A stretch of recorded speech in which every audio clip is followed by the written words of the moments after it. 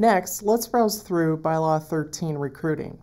Along with your general recruiting rules and definitions, Bylaw 13 also provides the rules for contacts and evaluations, official and unofficial visits, tryouts, private lessons, and camps and clinics.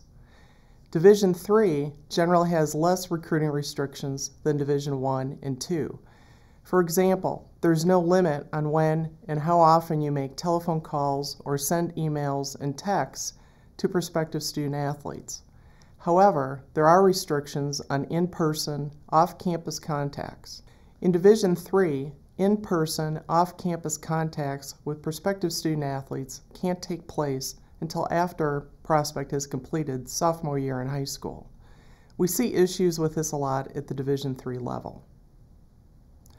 Let's say you're out scouting at a high school game or a club game where all the players are not the same age. There's probably going to be underclassmen on the team, so you'll need to make sure that you don't have in-person contact with them or their parents. If a prospect is on your campus, it's okay to talk to him or her regardless of what grade the student is in high school.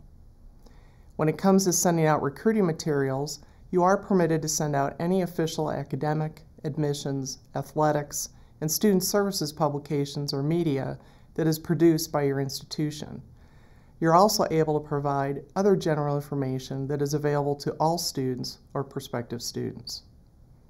A general rule to remember is that in the same way that Division III student-athletes are treated just like non-athlete students, prospective student-athletes should be treated just like any other prospective student.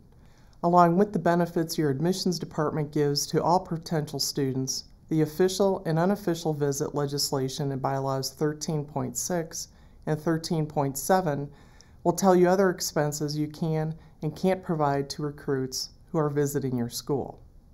Another key area in recruiting is the legislation surrounding events that involve prospective student-athletes, which is covered in Bylaw 1311. As a rule of thumb, there are two types of tryout activities that you can't do: traditional tryouts and competition against high school or prep school teams. Competition-only events are allowed. So are camps, clinics, and other athletics events if they meet these requirements. First, the event has to be open to any and all who want to apply, and you can limit it by number and age only. Next, you can't have free or reduced admission for prospects. Everyone has to be charged the same amount. The third rule to remember is that any awards or mementos that you provide in conjunction with the event have to be included in the cost of what you charge to participate in the event. Last, no member of your institution's athletics staff can be employed at the event, be it for pay or as a volunteer, if it is owned or operated by a recruiting or scouting service. When in doubt about a recruiting issue, always check with your school's compliance administrator before taking action.